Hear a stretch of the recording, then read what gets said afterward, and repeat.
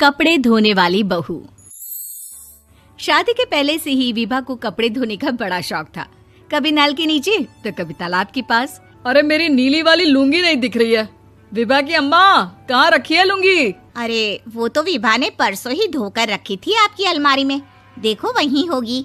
वो ना मैंने आज धो दी, मुझे लगा कि गंदी हो गई होगी। अरे कैसे गंदी हो गई थी? उसे तो मैंने पहना भी नहीं। हे भगवान, इस लड़की के कपड़े धोने की आदत से परेशान हो गया हूँ मैं। जितना तो घर में राशन नहीं आता, उससे कहीं ज्यादा डिटर्जेंट पाउडर का खर्चा है।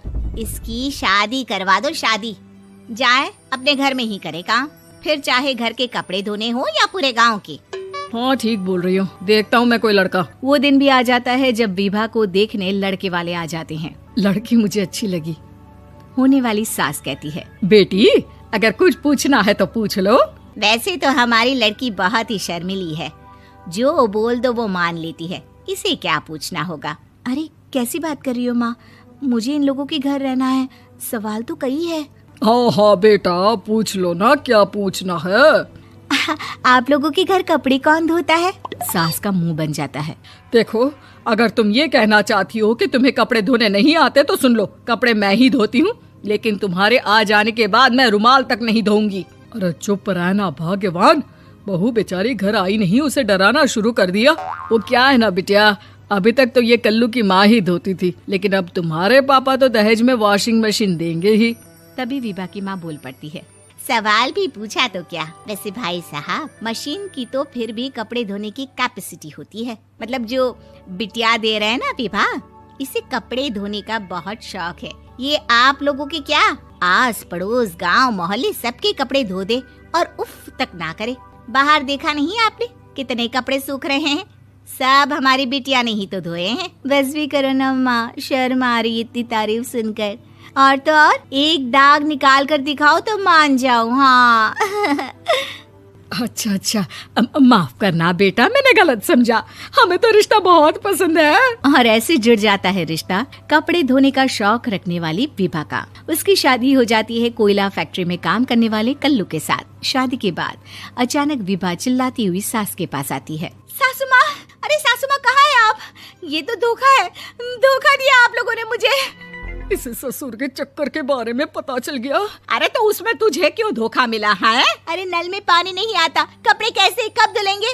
अच्छा, तू पानी नहीं आ रहा उसकी बात कर रही है। तो आपने क्या सोचा? कुछ नहीं। अच्छा, तेरी माँ ने कहा था कि कपड़े धोने का शौक है तुझे, याद आया मुझे। शौक बोलकर कपड़े धोने वाले मेरे जुनून को कम ना आके सासू माँ, कपड़ा धोना मेरा गुरूर है। तभी पति भी वहाँ आ जाता है। अभी मैंने इसे सनी देओल की फिल्म दिखाई है, उसी के डायलॉग मार रही है माँ। अच्छा सुन, साफ साफ बता रही हूँ, पानी सुबह 4 से 6 और शाम को 10 से 12 आता है, समझी? विभा टाइमिंग सुनकर हैरान हो जाती है। ये क्या भूतों का मोहल्ला है? सुबह 4 बजे उठकर कौन कपड़े धोता है? 4 बजे टंकी में पानी जाता है, फिर सारा दिन धोना ना, किसने मना किया?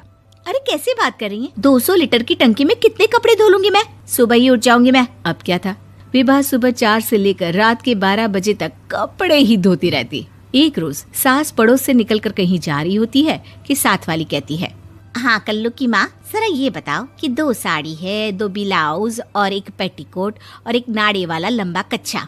हाँ तो? अरे तो क्या, कितना लोगी धुलाई ये बताओ। धोबन दिख रहे हैं हम क्या? हमारे पति सरकारी नौकरी से अभी रिटायर हुए हैं और बेटा सुपरवाइजर है कोयला फैक्ट्री में। धोबन समझ रखा है हमें? हाय रे कल्लू की अम्मा, माफ कर दो, वो तो मोहल्ले में यही सब बता रहे थे कि तुमने बहू को कपड़ा धुलवाने के काम में लगा दिया है। सास को पड़ोसन की बात सुनकर गुस्सा आ जाता है। वो घर पहुंचती है जहां घर के बाहर ही इतने सारे कपड़े सूख रहे होते हैं जितने कि किसी धोबन के घर पर। अरे ओ कल्लू की दुल्हन, बाहर निकल। माँ जी यहीं आ जाओ, बाथरूम में चादर धो रहे हैं हम। अरे अभी हम धोते हैं, तुमको बाहर निकलो। ये आस पड़ोस वाले बोल रहे हैं कि हम बहू से कपड़े धुलवा कर उसे कपड़ा धोने वाली बना दिए हैं। अरे छोड़ो ना माँ जी, किन लोगों की बातों में आती हो? आस पास के लोगों का तो काम ही होता है कि वो किसी तरह सास बहू को लड़ा दे। बहू सारे घर के कपड़े धोती है, ये क्या कम है? बोलिए। सास को भी लग जाता है कि वो बहू का ये सनकीपन नहीं छुड़वा सकती, इससे अच्छा है कि खुद ही चुप हो जाए। एक रोज सास और बहू मंदिर जाते हैं, जहाँ सास की साड़ी वहाँ खड़ी भीख मांगने वाली से मिलती है। माँ जी क्या बात है, आपकी साड़ी उस भिखारन से कितनी मिल रही है ना? हाँ हाँ देखो तो, दोनों की साड़ी मिल रही है। क्या बात है कल्लू की अम्मा, तुम खुद को तो अफसर की बीवी बताती हो और ऐसी सिंपल सी प्लेन साड़ी पहनकर घूमती हो। सिंपल और प्लेन नहीं है ये साड़ी। तो क्या सोने के धागे से फूल बने हैं? कुछ भी सासू माँ, कुछ भी। हाँ बने थे इस साड़ी में सोने के धागे से फूल। मेरे पति लेकर आए थे मद्रास से स्पेशली मेरे लिए 10,000 की।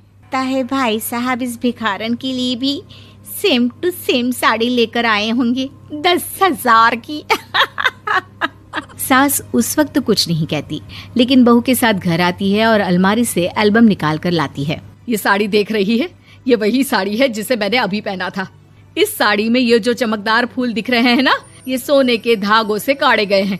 लेकिन तू लोकल वॉशिंग मशीन ब्रश से घिस घिस कर सारे फूलों को निकाल कर साड़ी प्लेन कर दी। मुझे माफ कर दीजिए सासू माँ। और तो और, जब मैंने तुझे तेरी गलती के लिए कुछ नहीं कहा, लेकिन तूने तो सबके सामने मेरा मजाक ही बना दिया। क्यों? बहू को समझ में आ जाता है कि अब से उसका कपड़े धोना बंद।